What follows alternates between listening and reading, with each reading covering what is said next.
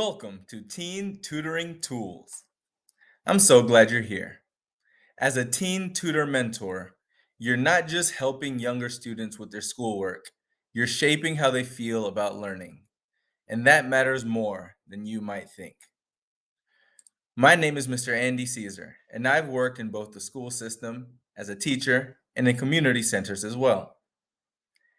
I've seen firsthand the powerful role mentors like you can play, but I also understand the challenges. Students struggling to focus, feeling unsure of what to say, or just wanting to give the right answer and move on. That's why this training exists, to equip you with tools that are grounded in research but made for real life and designed to help you be the most effective tutor possible.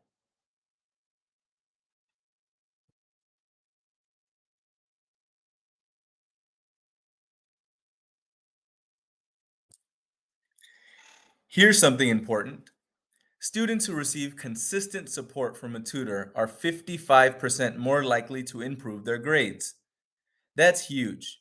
But beyond that, mentoring builds trust, confidence, and the belief that someone's in their corner, which kids need. Rita Pearson said, "Students don't learn from people they don't like." Your job is to make learning feel safe. That starts with how you show up.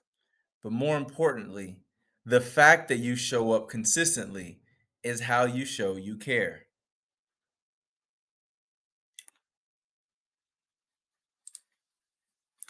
You don't need to be a certified teacher to lead or to help people learn. What you do need is a mindset. Be clear, be calm, be curious. Be clear so students understand what's expected. Students thrive on structure. It allows them to be grounded in what's going on and allows them to focus on the learning.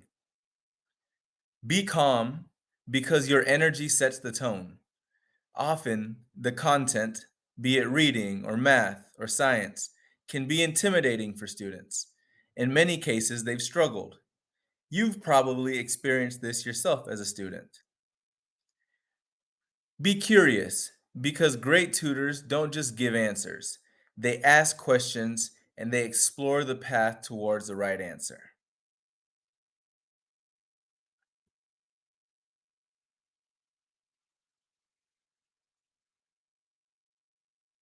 So start every session with a goal. It can be as simple as, let's try three word problems together. Or, we're going to read this story and talk about what it means. When students know what's coming, they're more likely to focus on the task at hand and be successful in attaining their learning goals.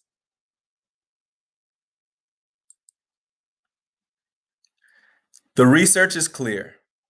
Students learn more when they do the thinking. Don't rush to explain and ask questions that help them get there.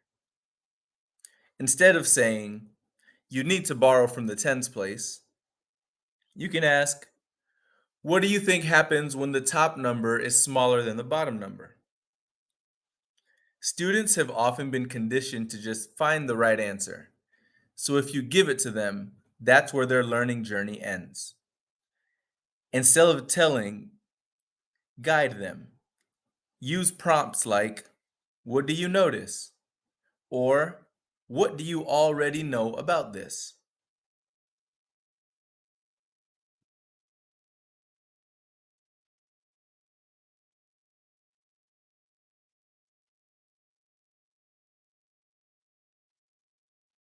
And after you ask a question, pause. Count in your head if you have to. 1 Mississippi, 2 Mississippi. Give them up to 7 seconds. Let the students think. Don't fill the silence. That space is where learning happens. And it will be hard, especially when they're struggling, but that's okay.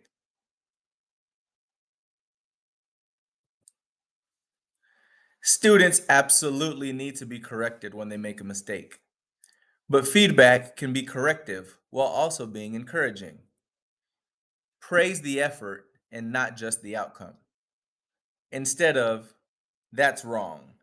You could say something like, "Oh, you were close. I see what you were trying to do." Also, be specific with your praise. "Good job" is so generic that it doesn't always resonate with students. "Good job with your commas and spelling" is much more specific, and the student can tie something to that praise. So here are your takeaways. Start strong and set the stage. Be clear with your goals and your structure. Ask and don't tell. Guide with questions rather than answers. Pause, wait, and watch, and allow time for a productive struggle. And give specific feedback. You can build confidence through targeted praise. Try using these strategies in your next session and reflect on what worked for you. Teaching and tutoring is a learning process for everyone. You've got this, and your students are lucky to have you.